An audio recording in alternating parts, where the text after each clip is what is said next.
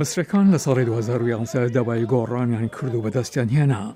پاش 7 ساڵ ڕاستیەکەی تاڵ بوو، بەڵام شێکەرەوان دەڵێن هەندی شت بەرەو باشتر گۆڕان.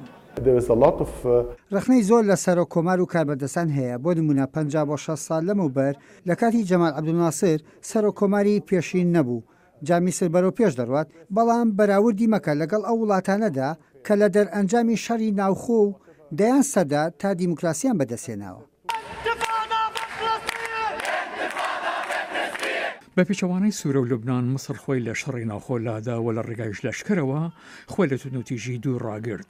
بەڵام لە هەمان کادا ئازادیەکانی کەس کردەوە. عەبدولفەتاح سیسی لە ساڵی 2014 هەڵبژێردرا و دەیەوی بۆ ترمێکی تر بمێنێتەوە. کەسانێک پیان خۆشە بمێنێتەوە بە کەسانێکیش لەگەڵەوەدا نی. ئەو سوپای میسر ئابووری ژێرخانی ساز دەدات و زۆر شتی تر وەکو چوونە سەرەوەی ژمارەی دانیشتوان. بەڵام مصر دابەش بووە. ئیسلامیستەکان بەهۆی لادانی خوانە مسلمین لە سیسی تووڕەن لێبراڵەکان هەندی لە ئازادیەکان نەدەستداون. زۆری لەو باوەڕەدان مصر هێشتا ماوە لە بەهاری عەرەبی چاک ببێتەوە. هەستیاریەکی زۆر لەبارەی سەروەریەوە هەیە و هەستی ناسیۆنالیزم زۆرترە تا هەر وڵاتێکی تر لە ڕۆژهەڵاتی ناوەڕاستدا. بێگومان لە بەرەوەی سەرزەمینێکی کۆن و خاوەن شارستانیەتێکی دێرینە. سیسی لە بەرامبەر ئۆپۆزیسیۆنێکی لاوازدایە و لەوانەیە بباتەوە.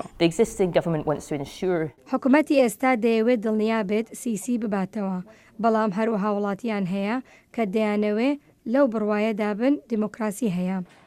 کەس چاوەڕوانی هەڵبژاردنێکی سەدەسەدا نییە، بەڵام شیکەرەوان دەڵێن هێشتا نیشانی ئەوە دەدات مصر لەوەتەی باهوزی ساڵانی گۆڕەپانی تەحریر بەکوێ گەیشتووە. جان دیلان، بەشی کوردی دەنگی ئەمریکا.